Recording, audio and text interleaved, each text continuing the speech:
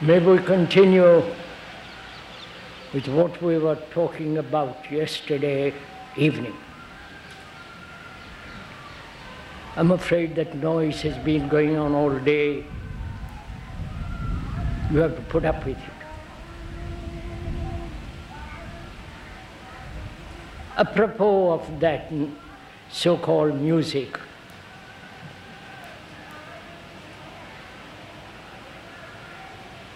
you've had Muslim rule over 700 years in this country.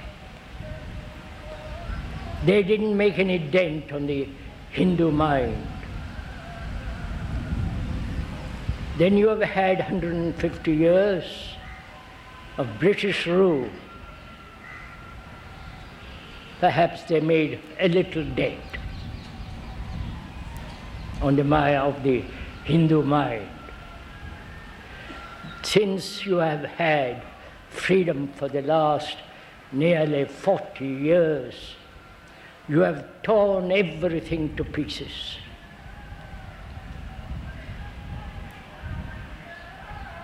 You have had 5,000 to 3,000 years of so-called culture, and the moment you have had freedom, whatever that word may mean to most of you, you have torn that cloth that was woven during those 3,000, 5,000 years, tore it to all pieces. And you are living in a state of chaos, without any kind of culture, without any kind of responsibility, without any integrity. And that's the result. Worshipping local gods, tribal superstitions, even the so-called fairly educated people. So after having said with regard to that noise which is called music, let's proceed with what we were talking about yesterday. I hope that's all right.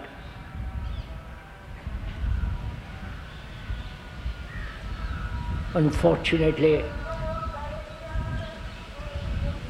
the wind is blowing from that direction.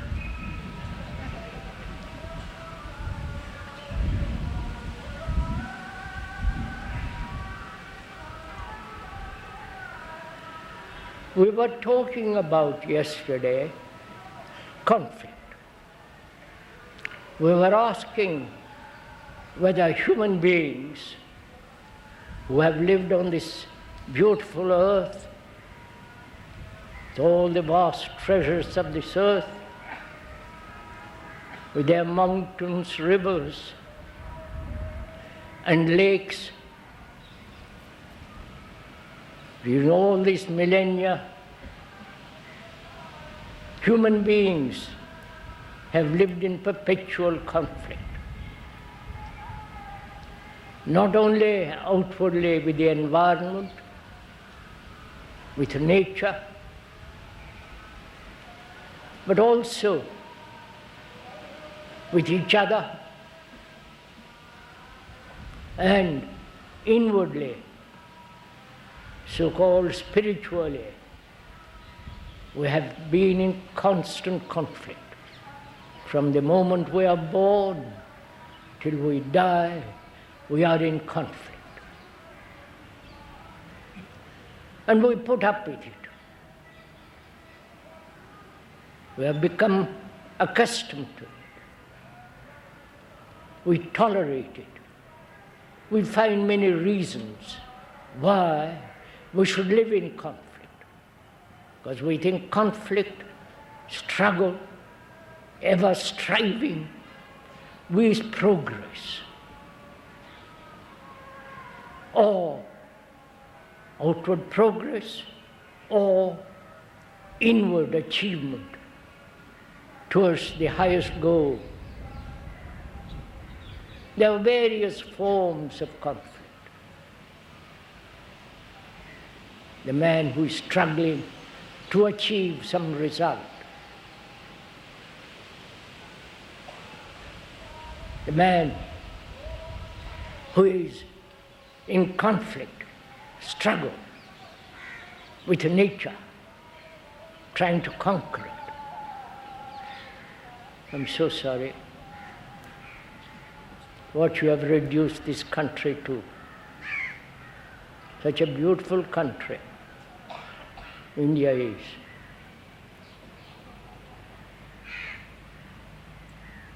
Lovely hills, marvelous mountains, tremendous rivers, 3,000 to 5,000 years of human suffering, human struggle, obeying, accepting, destroying each other. And this is what we have reduced, a wilderness of wild, thoughtless human beings.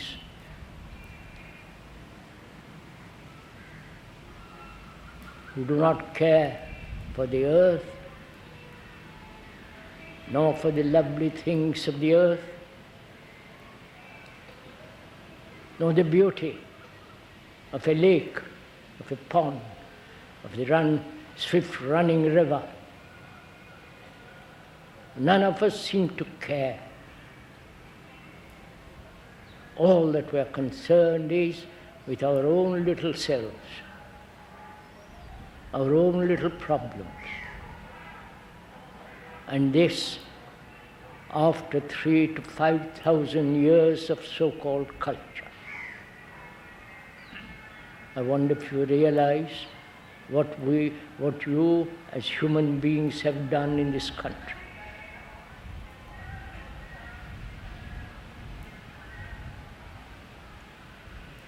Most unfortunate all this has to be said. One wants to cry with what we are doing in this country. What other countries are doing, perhaps more or less the same. By saying, don't the other countries also have loud music, nonsensical entertainments? But when we are concerned with this country, we shouldn't compare with other countries. That's a political escape, not facing facts. And we are going to face facts this afternoon. Because life has become extraordinarily dangerous, insecure, utterly without any meaning. You may invent a lot of meaning, significance, but actual daily life, maybe lived for 30, 40, 100 years, has lost all meaning except to gather money, to be somebody, to be powerful, and so. I'm afraid this has to be said. And also, as we said yesterday, politics.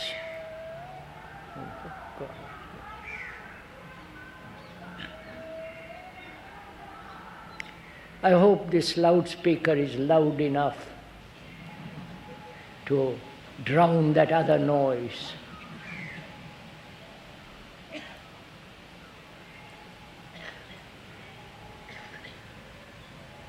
As we were saying yesterday,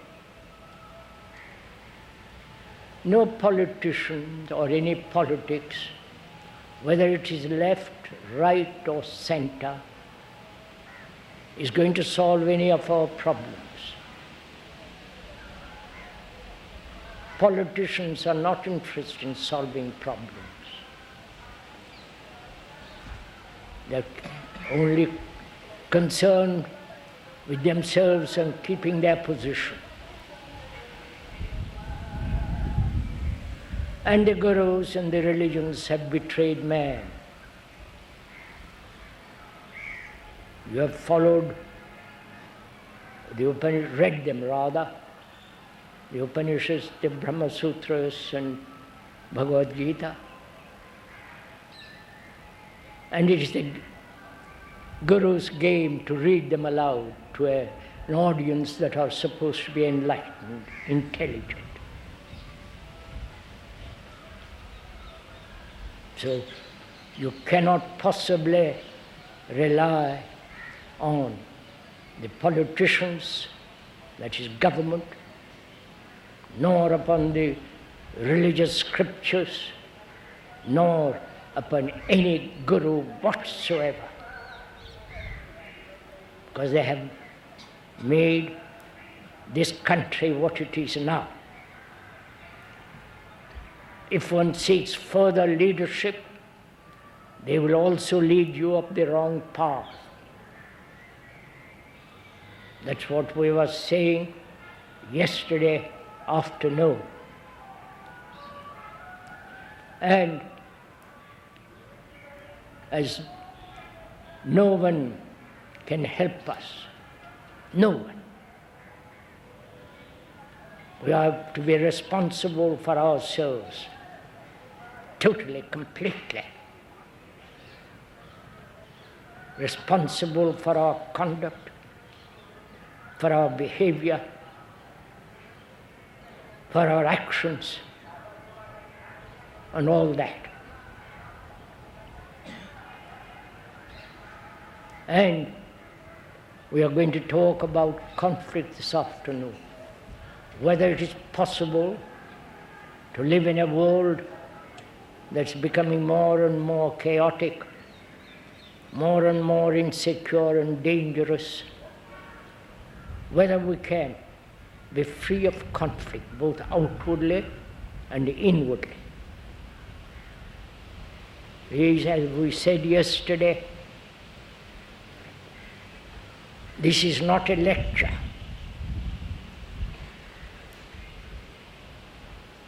But rather that we are together, perhaps with my little help, we are together investigating, exploring whether we can live without a single conflict in our life. And it is necessary and important to find out if we can so live.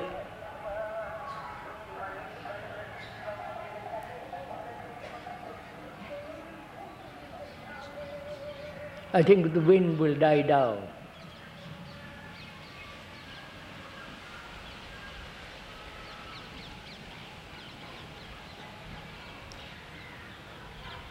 One must ask, after all these millennia, why human beings have not solved the problem of struggle, conflict amongst themselves, with each other, in themselves. This is a very important question to ask. Why we admit to and succumb to conflict. You know what conflict is? The struggle to become something or not to become something. The struggle to achieve a result, personal advancement, personal success. Try to fulfill something of your desires.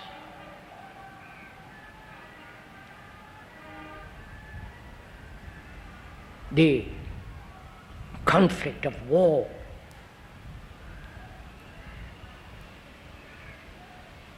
The preparations for war, of which you may not be aware. They are inventing dreadful machines to kill each other, kill us. And the competition involved in our desires to succeed, the conflict between man and woman, sexually, in their daily relationship. Apparently, this conflict is not only conscious, if one is at all aware, but also deep down in our very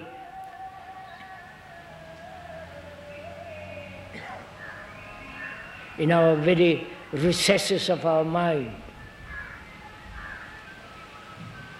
Conflict of pretension, trying to be something when you're not. Conflict that exists in trying to achieve heaven, God, or whatever you like to call that thing that you adore, worship. Conflict in meditation, struggle to meditate. Struggle against lethargy, indolence. So our life is, from the very beginning, from the time we are born till we die, it's a perpetual conflict. We are in conflict with that.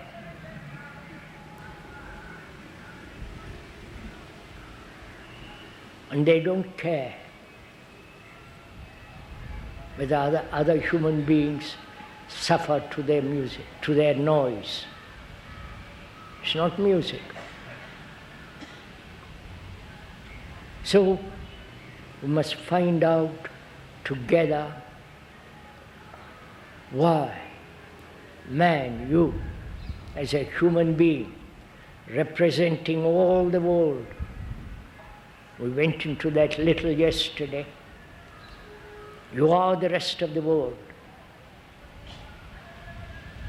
Why we human beings have tolerated, put up with, become habituated to conflict. Please don't go to sleep.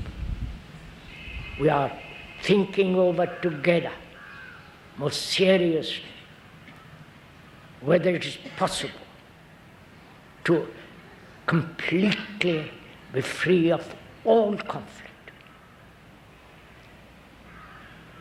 Because conflict, consciously or unconsciously, will inevitably bring about a society that is ourselves extended. Society is not an abstraction. It's not an idea. Society is the relationship between man and man. If that relationship is in conflict, painful, depressing, anxious, painful, then we create a society which represents us. This is a fact. Please look at it carefully. Society isn't something out there. Society, the idea of the society, the idea is not actual society. Society is what we are with each other. And we are asked whether this conflict can ever end. What is conflict? When conflict is when we do not accept what actually is. and escape to something called an ideal, the opposite of what is, then conflict is inevitable. Is this clear? Are we meeting each other? That is, when I am incapable of looking actually and observing what actually I am doing, thinking, acting, which is what is, and I project an ideal. So there is conflict between what is and what should be. You're following all this? I hope it's, sir, we are not talking I'm not talking for my pleasure. I'm not trying to fulfill myself in talking or build up a kind of reputation, which I don't believe in any of those things. We are talking to convey, if we are serious, that there is a way of living in which there is not a spot of conflict. If you are interested in it, if you are concerned about it, if you want to find out a way of living that's without that sense of vain effort, then please do listen carefully. Not to what I am saying, not to what the speaker is saying, but listen to the fact, the truth of what is being said, which is your own observation, because we are together investigating. It's not what the speaker is pointing out, but together we are looking. Please do pay attention to this. It's no fun for the speaker just to talk to blank faces, or people who are bored. Since you are here, taking the trouble to come and sit here under the beautiful trees, it's nice. But we're here to talk over together serious matters. So we say conflict exists when we disregard what is actually taking place and translate what is taking place in terms of an ideal, in terms of what should be, in a concept which we have accepted or which we ourselves have created. So when there is a division between what is and what should be, there must inevitably be conflict. This is a law, not the speaker's law, but it's the law. Like an apple or a fruit falls from the tree, that's a law. So similarly, this is a law. So we are going to investigate why human beings have never faced what is and always trying to escape from that.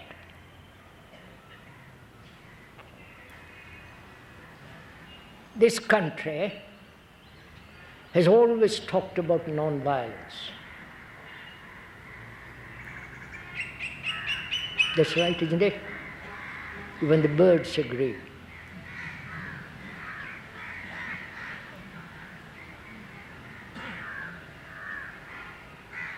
This has been preached over and over again politically, religiously, by all the various leaders that we have had, non-violence, which is not a fact, just an idea, a theory, a set of words.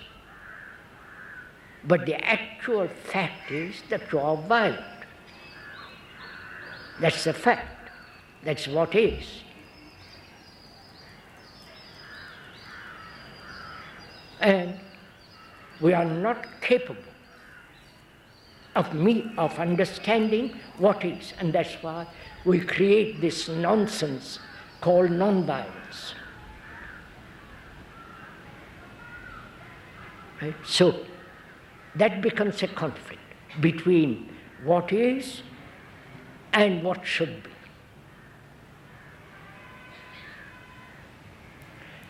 And while you are pursuing non-violence, you are sowing the seeds of violence all the time. That's so again obvious. So can we together look at what is without any escape,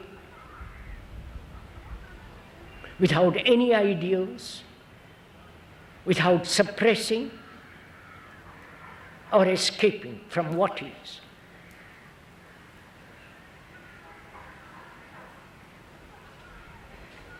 We are, by inheritance from the animal, from the ape, and so on, we are violent. Violence takes many forms, not merely brutal action, hitting each other. Violence, very complicated issue. Violence is imitation, conformity, obedience. Violence is when you are not and pretend what you are supposed to be. That's a form of violence. Please see the reason of all this, the logic of all this. It's not we're just making statements for you to accept or deny. Today we are walking down a path in a forest, in the lovely woods, together, and investigating, talking over together like two friends about violence. And so we are talking about it amicably, without any persuasion, without any sense of resolution of the problem. We are talking together. We are observing together. We are walking along the same path. Not your path or my path, but the path of investigation into this problem.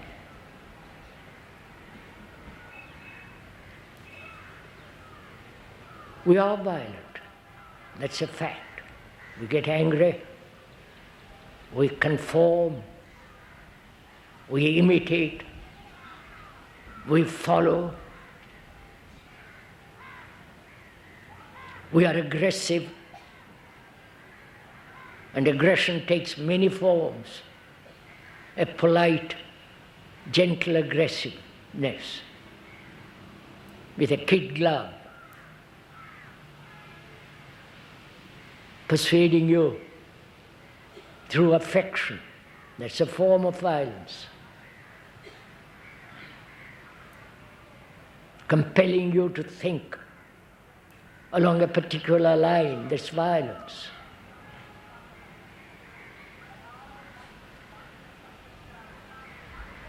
Violence is the acceptance of something that you are not. So please understand, violence isn't just getting angry or beating up each other. That's nothing. That's a very shallow form of violence. Violence is very, very complex. And to understand it, to go into the very depth of it, one must see the fact first, and not, we should be non-violent. I hope this is very clear. We are communicating with each other. Therefore, if there is no understanding in our communication, we must stop and go back. Communication means understanding together of a particular problem, using the words, perhaps as we are talking in English, that we both understand.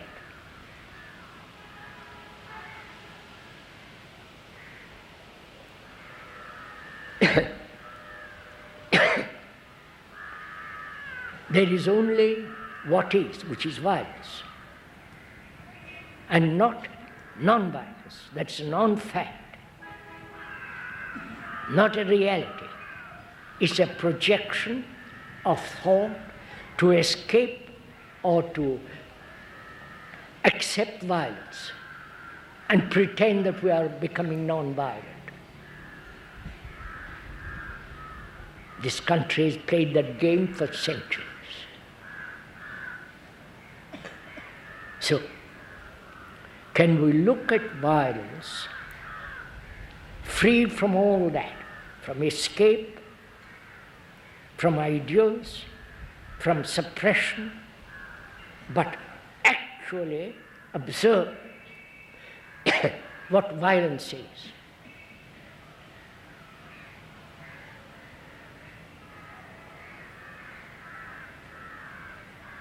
So we have to learn together how to observe.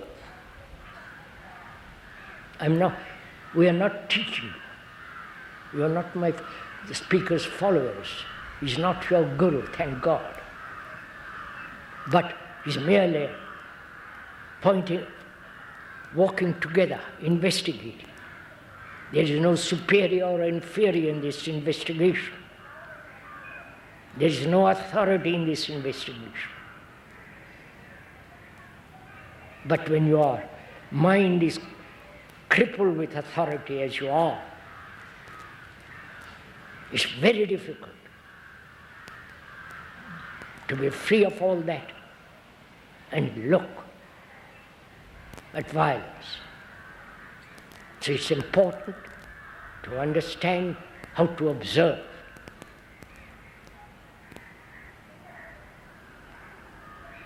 To observe what is happening in the world, the misery, the confusion, the hypocrisy, the lack of integrity, the brutal actions that are going on in the world, the terrorists, the people who are taking hostages, and the gurus who have their own particular concentration camps. Please don't laugh, you're part of all that. It's all violence. How can anyone say, I know, follow me? That's the scandalous statement. So we are together observing what violence is. So we're asking, what is it to observe?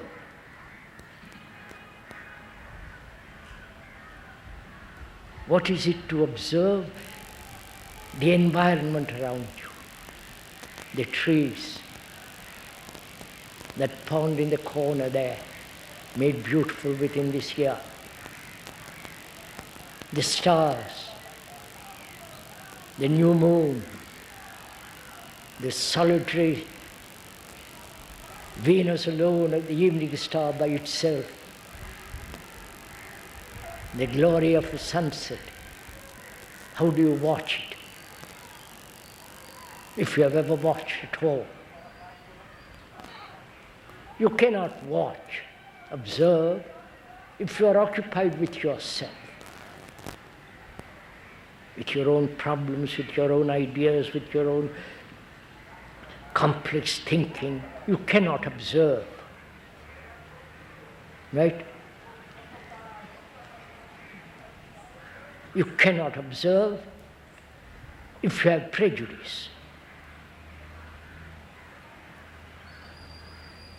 Or if there is any kind of conclusion which you hold on to, or your particular experience that you cling to,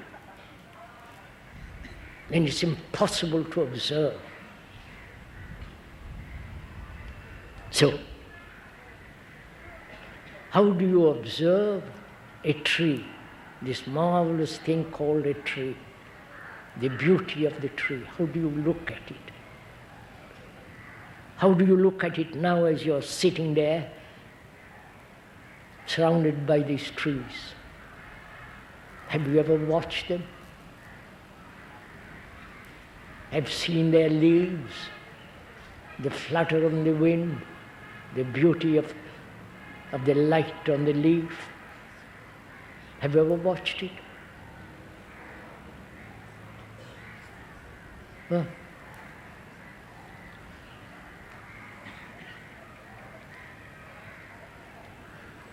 So can you watch a tree, or the new moon, or the single star in the heavens, without the word, the moon, the star, the sky, without the word? Because the word is not the actual star, the actual moon. So can you put aside the word and look? Right?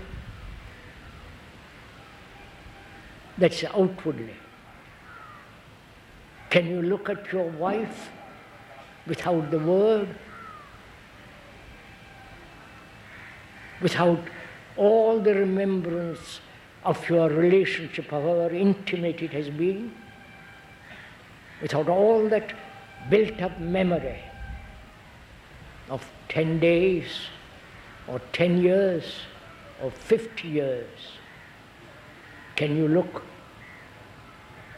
at your wife or your husband without the memory of the past? Have you ever done it? Of course not.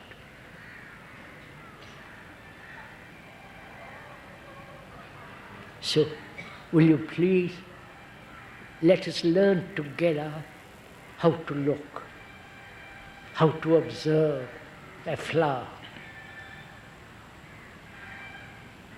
If you know how to look at a flower that contains the eternity, don't be carried away by my words.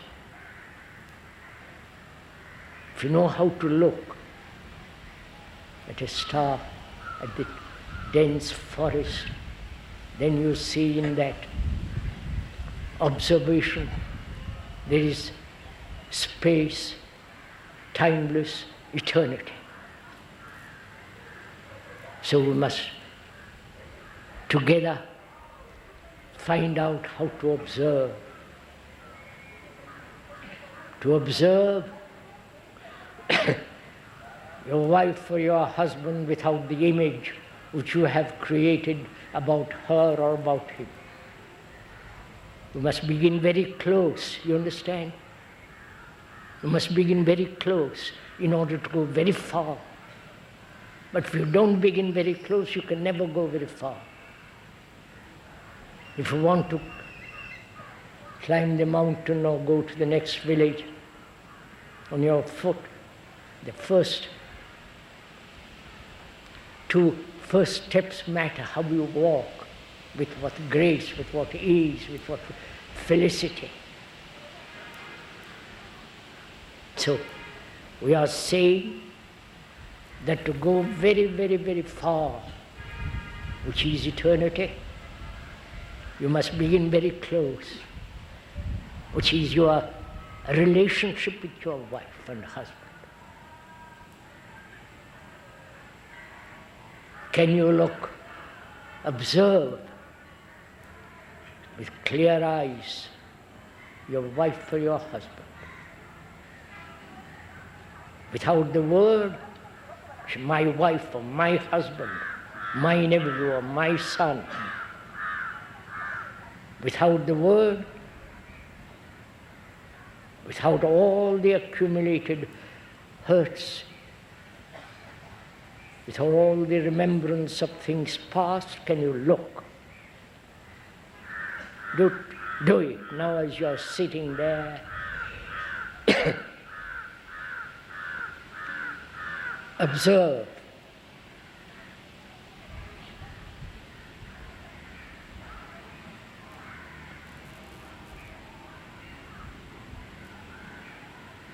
And when you are capable of observing without the past, that is all the images you have built about yourself and about her, then there is right relationship between you and her. Now, as we have not observed each other, it's like 2 railway lines never meeting. That's our relationship.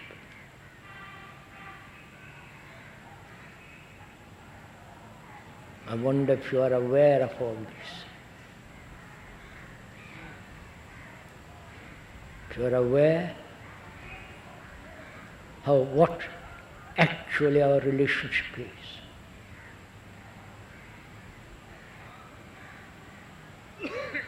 We are together learning how to observe that tree, sitting next to your neighbor, the color of the shirt, the color of the sari,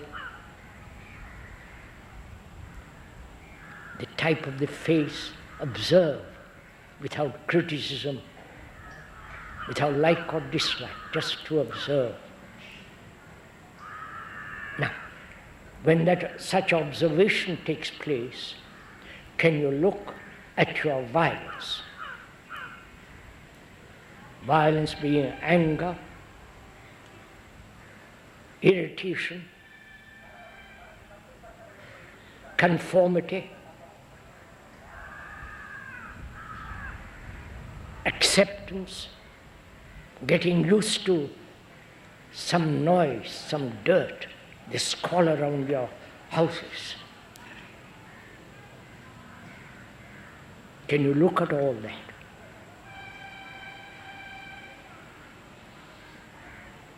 So, when you so look, you bring all your energy,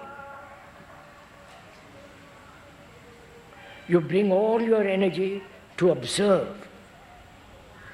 And when you so observe your violence, you will find, if you do it, that violence, because you have brought all your energy to observe, that violence totally disappears. Don't repeat, if I may most respectfully request, don't repeat what you have heard. By repeating what the speaker has said, you become second-hand human being.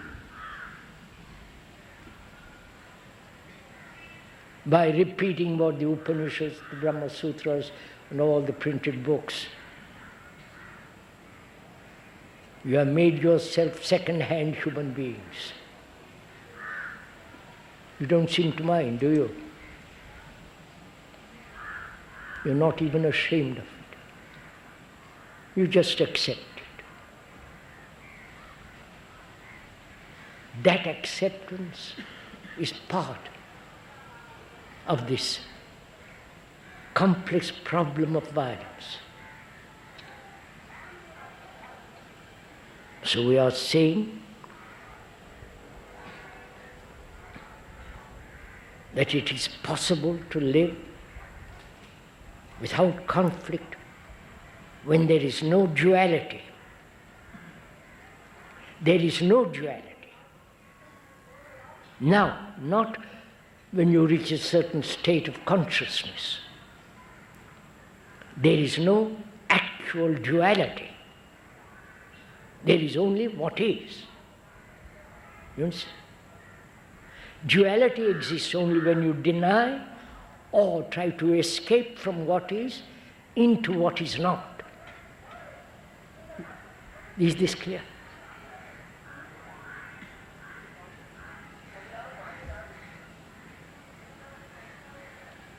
Are we all together in this matter? I know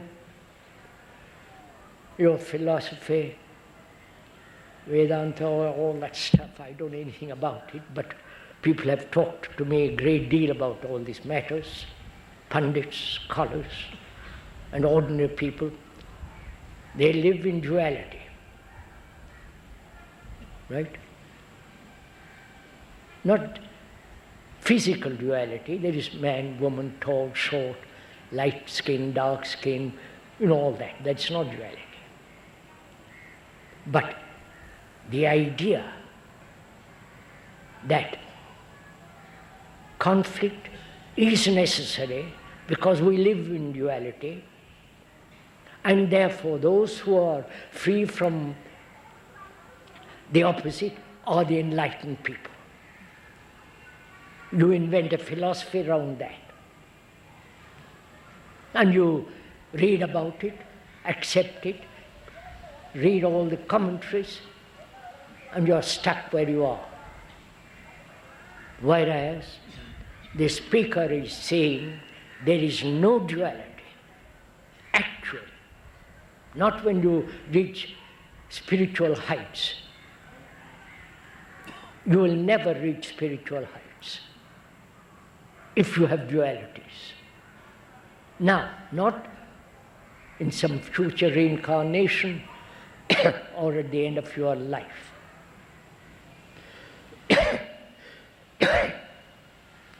The speaker is saying there is only what is. There is nothing else.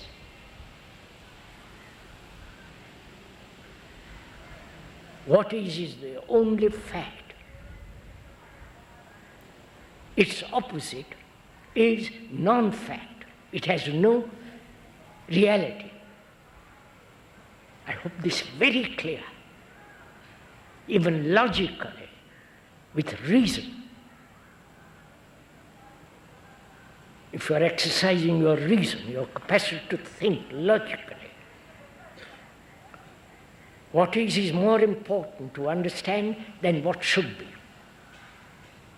And what should be we cling to because we don't know how to deal with what is. We use the opposites as a lever to free ourselves from what is. You're following all this? I hope you are. So, there is only what is.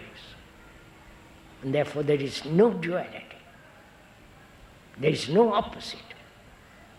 There is only greed and not non-greed. When you understand the depth of violence without escaping from it, running away to some idiotic ideals as non-violence, when you look at it, when you observe it very closely, which is to bring all the energy which we have wasted in pursuing the opposite, which is a wastage of energy. When you try to suppress it, it's a wastage of energy, which is conflict. But when you observe what is, there is no conflict. Please understand this. Let me take, suppose I am envious of you who are very clever, bright, intelligent, sensitive, see the beauty of the earth and the glory of the sky. But I don't see it. And you enjoy this lovely earth. And to me it means nothing. Then I want to be like you. So I begin to imitate you. The way you walk, the way you look, the way you smile, the way you look at the heavens. I'm greedy. Right? But I've been educated from childhood not to be greedy.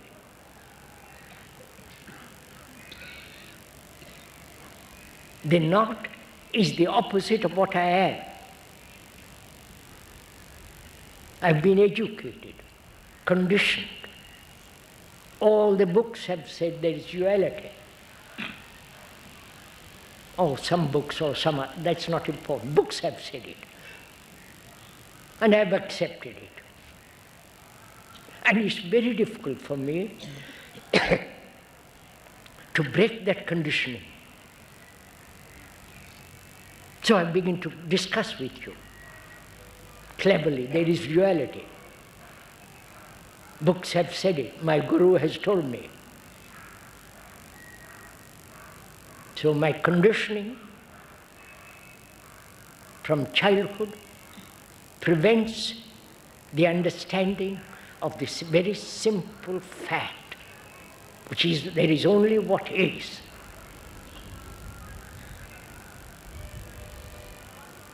Goodness is not the opposite of the bad.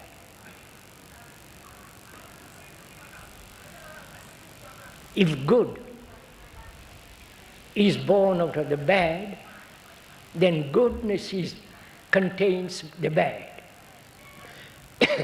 You want to think it out, sir. Look at it, work at it. Let's exercise our brains. So, to always live with what is,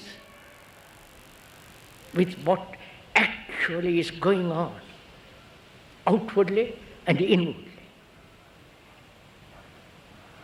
When I am envious, I live with that fact. I observe it. Again, envy is a very complex process. Part of competition, the desire for advancement, politically, religiously, business. To break that tradition in which I have been brought up demands a great deal of observation.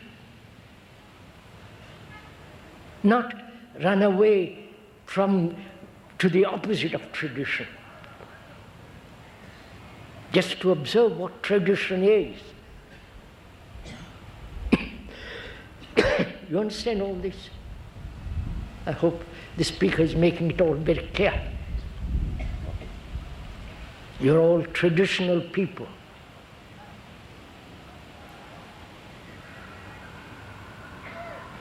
That is, you are repeating psychologically, even intellectually, what you have been told.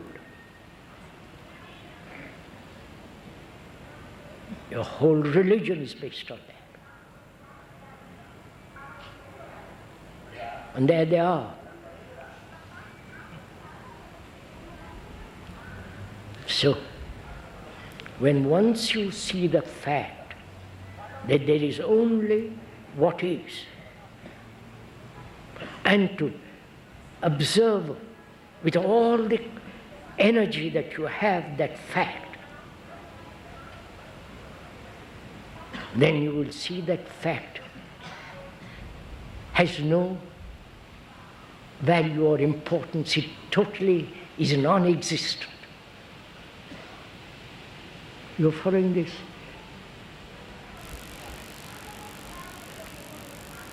Look, sir.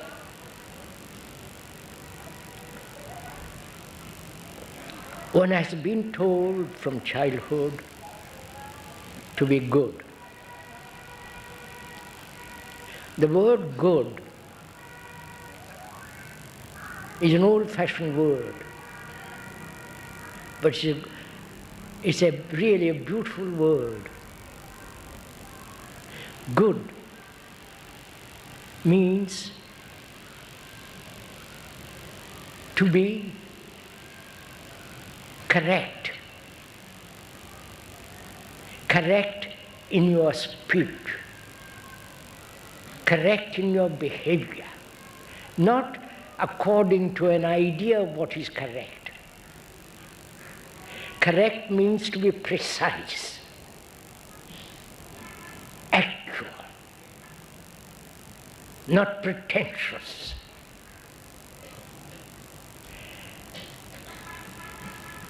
I am not good.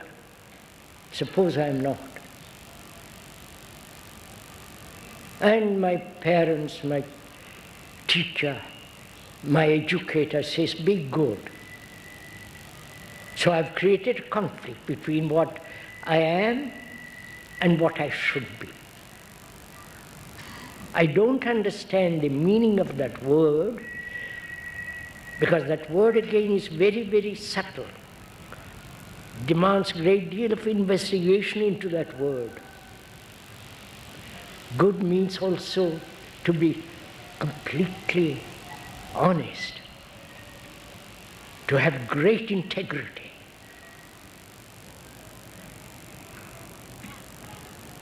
Which means one behaves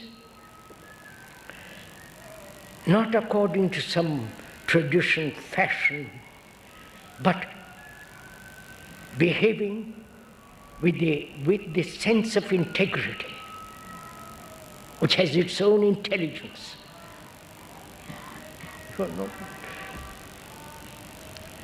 And also, goodness means to be holistic, to be whole, not fragmented. I am all that. Fragmented, suppose I am. Fragmented, traditional, brought up in this chaotic tradition. What is important is not what is goodness, why my brain is caught in tradition. That's more important than being good. You understand? So I have to understand why the brain, which is again a very, very subtle, has great depth to it in itself, why such brain has followed tradition. It has followed because it is safe. There is security. Because I'm following what my parents have said and so on. That gives one a sense of safety, protection, a false protection. I think it is safe, but it's unreal, it's illusory. And I won't listen to you because I'm frightened to be without tradition, which means to live with all your attention. So, it is possible, if you go into it very carefully, to live a life without a shadow of conflict.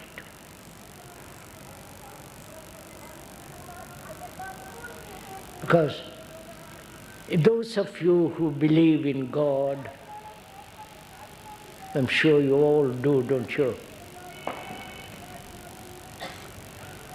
If God created you, He must have meant that you must have a rotten life.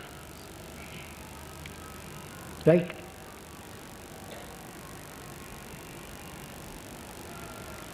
But you have created God. That's a fact. God is your ultimate security.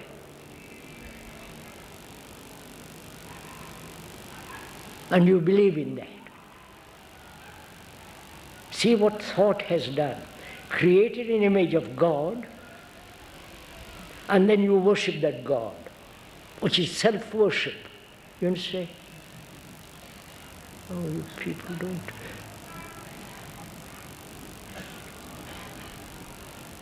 Then you begin to ask, who created the earth, who created the heavens, the universe, and so on.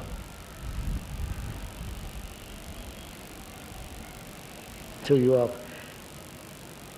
tradition begins to destroy human mind. It's a repetition. It becomes mechanical. It has no vitality. Except to earn money, go to the office every morning for the rest of your life and then die at the end of it.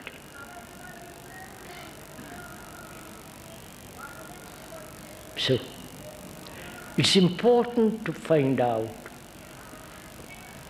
whether you as a human being, who is the rest of humanity, we went into that the other day, your consciousness is the consciousness of the rest of man. Because every man throughout the world suffers, anxious, depressed, lonely, uncertain, confused like you. Your consciousness is like any other consciousness.